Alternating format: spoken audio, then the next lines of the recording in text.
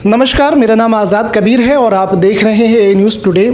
हमारे साथ इस वक्त अरुण जी हैं जो कि पिछले कई सालों से समाज सेवा से भी जुड़े हुए हैं और इस लखनऊ में ये जो हस्तशिल्प महोत्सव है इसको भी काफ़ी टाइम से ये ऑर्गेनाइज़ कर रहे हैं और इनका एक संस्थान भी है, वो चला रहे हैं पब्लिक सर्विस में या सोशल वर्क में। और जो एक बड़ा इवेंट होता है, चाहे वो कोई भी मेला हो या कोई हस्तशिल्प का कोई प्रोग्राम हो, छोटे और कुटीर और मध्यम वर्ग के जो कारोबारी होते हैं उनको मौका दिया जाता है, बुलाया जाता है।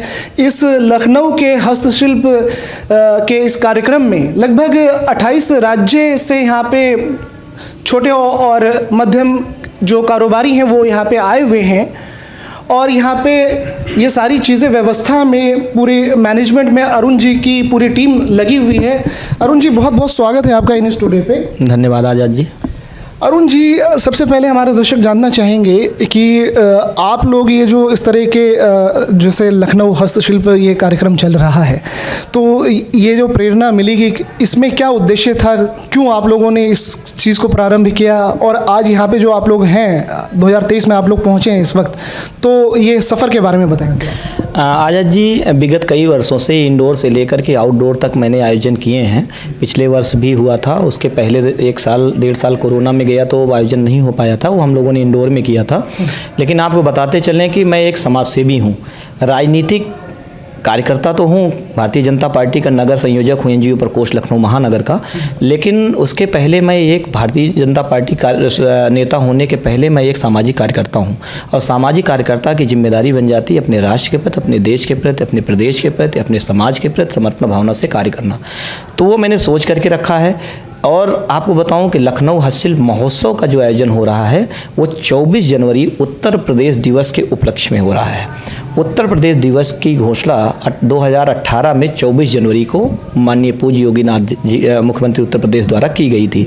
अच्छा, समस्त प्रदेशों का एक प्रदेश होता है, एक दिन मनाया जाता है, तो हम लोगों ने ये इसकी बहुत पहल की थी। हम लोगों ने भी बहुत कई सारी मुलाकात माननीय राज्यपाल जी से की थी, उस समय माननीय राम नाईक जी थे, तो उन्होंने भी पहल की थी और मैंने भी पहल की थी। इसी पहल को दृष्टिगत रखते हुए हम सबकी मेहनत रंग लाई और हमारे प्रदेश के मुखिया पूज्य योगी आदित्यनाथ जी ने इसकी घोषणा 2018 को कर दी। कुछ दिन पहले ये अभी लखनऊ उत्तर प्रदेश दिवस का आयोजन किया गया था आदरणीय सीएम साहब ने। बिल्कुल बिल्कुल। तो उसी से आप भी सीएम साहब से आप भी प्रेरित हुए क्या? देखिए, सीएम साहब से प्रेरित नहीं, मैं पार्टी के कार्यकर्ता हूं। हमारे जो वरिष्ठ नेता हैं, हमारे यशस्वी प्रधानमंत्री जी, हमारे यशस्वी मुख्यमंत्री जी, हम सब उनके कार्यकर्ता हैं और वो तो हमारे आइडियल हैं।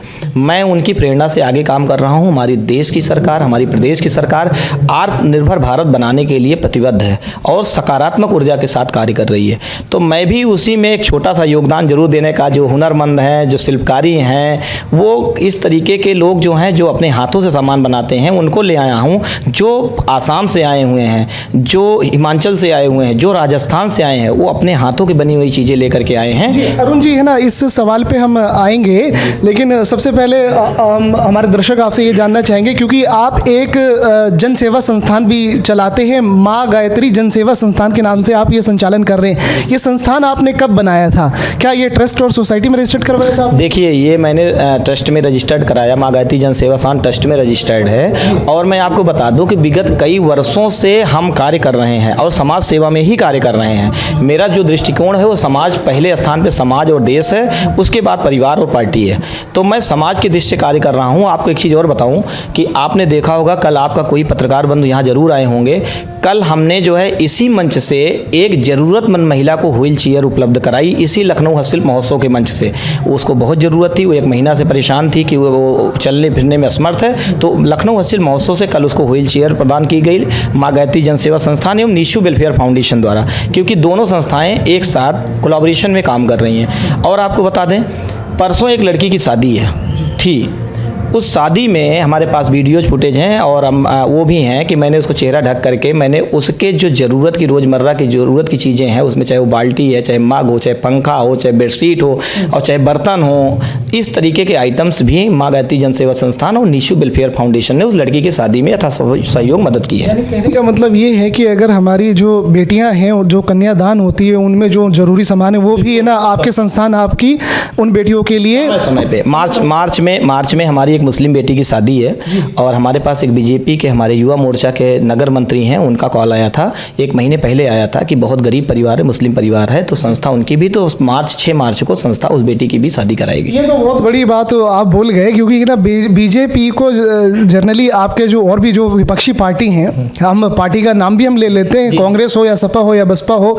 या और भी कोई पार्टी हो, वो कहते हैं कि ये ना मुस्लिम विरोधी पार्टी है बीजेपी, लेकिन आप मुस्लिम बेटियों की आप शादी में उनकी ज़रूरत के काम में आप उनकी सेवा कर रहे हैं, क्या कहना? देखिए एक्चुअल में क्या है कि सबका साथ सबका विकास और जो सबका साथ सबका विकास, इस एजेंडे पे भारतीय जनता पार्टी कार्य कर रही है, ना किसी धर्म की है ना किसी संप्रदाय की है।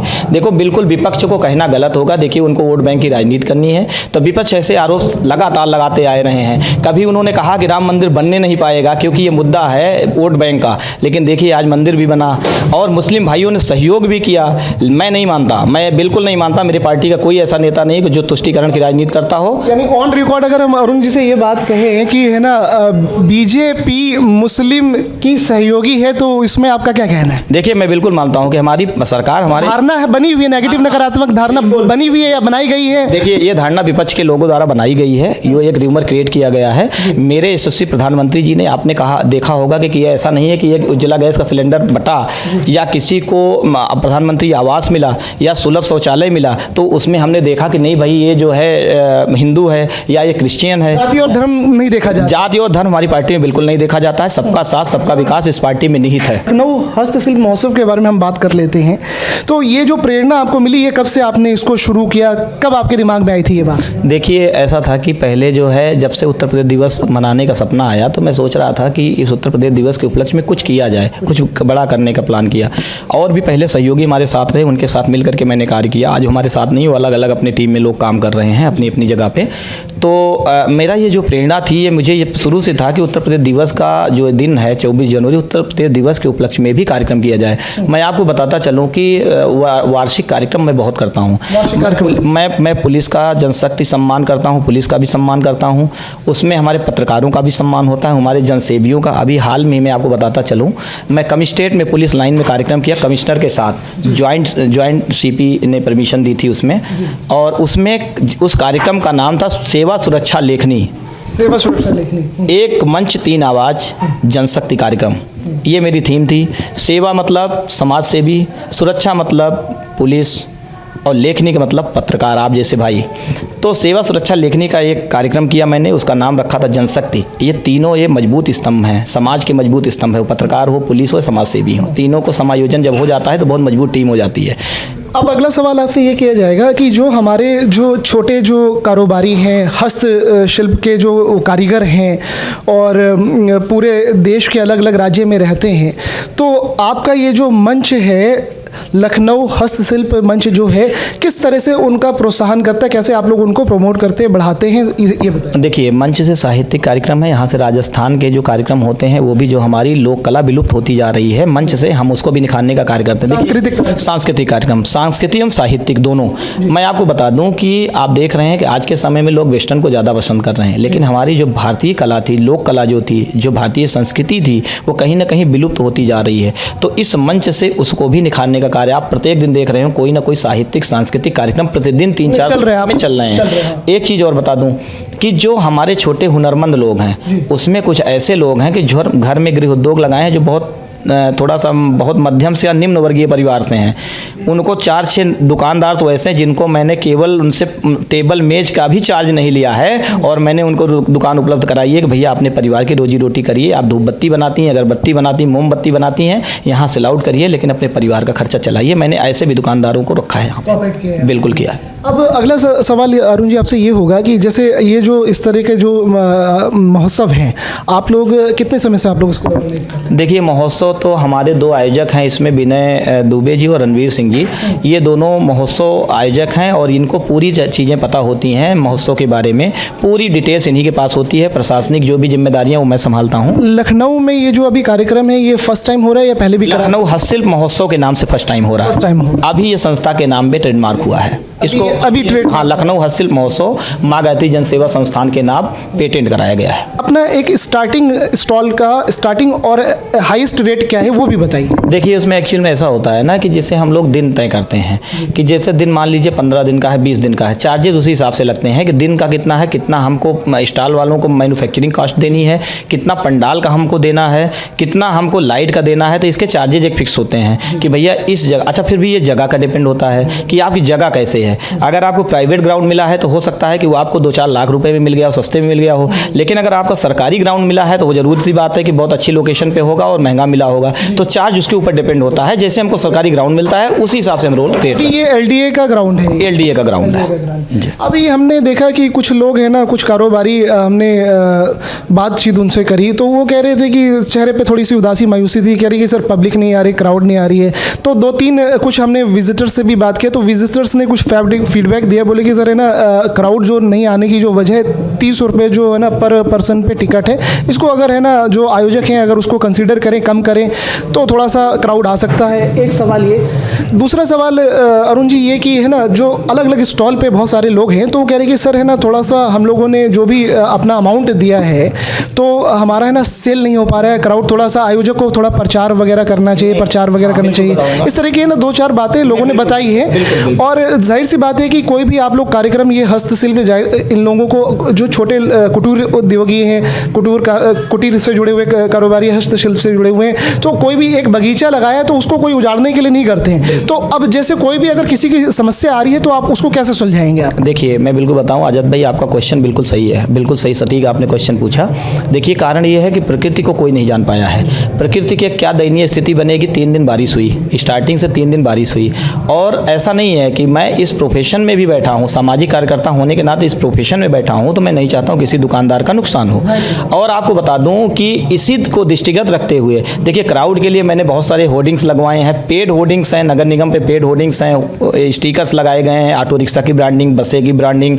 और आप देख रहे होंगे कि आप एक अच्छे चैनल से हैं तो आप ये देख रहे होंगे कि जो भी दैनिक जागरण हो, हिंदुस्तान, अमर उजाला, एनबीटी, इन सब पेपरों में प्रतिदिन ऐड जा रहा है। पब्लिसिटी का मैंने जो पब्लिसिटी कहता है, कोई दुकानदार ये नहीं कह सकता कि आपने पब्लिसिटी में कमी छोड़ी है। ऐड में, प्रचार में कोई कमी है आपकी तरफ से?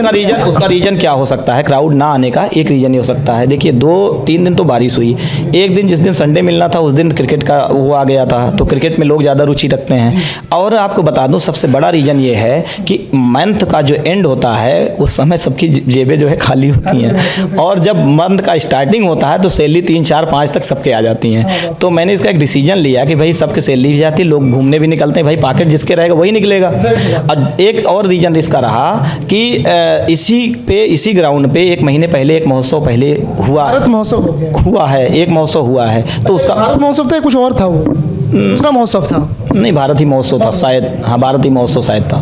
तो एक महोत्सव ऑलरेडी, उसका भी बहुत इफेक्ट पड़ेगा कि पब्लिक तो वही होती है, वही उस महोत्सव में आएगी, वही इस महोत्सव में आएगी। एक आखिरी सवाल, जो भी छोटी मोटी कोई भी बड़ा आयोजन होता है तो उसमें कुछ ना कुछ छोटी मोटी है ना दिक्कतें, कमियां हो जाती हैं। तो ये जो आज ये जो थोड़ा सा लोग है ना कियोस्क कर रहे थे, जो कुछ लोग है ना क्लेश कर रहे थे, कुछ कह रहे थे कि जी हमारी परेशानी है, ये वो है, तो हमने आपकी बात भी सुनी, उनकी भी बात सुनी, और आपने अनाउंसमेंट किया कि हम 12 तारीख तक हम एक्सटेंड कर रहे हैं। किस तरह से आप इन लोगों को थोड़ा सा इनकी समस्याओं को समाधान करेंगे? जी देखिए ऐसा है कि मैं नहीं चाहता हूँ, मैं देखिए एक सामाजिक कार्यकर्ता हूँ और मैं जानता हूँ प्रत्येक व्यक्ति की समस्याओं को समझता हूँ कि अगर कोई अन्य प्रदेश से आया मेरे पास तो 2 पैसा कमाने के लिए आया, ना कि गंवाने के लिए आया।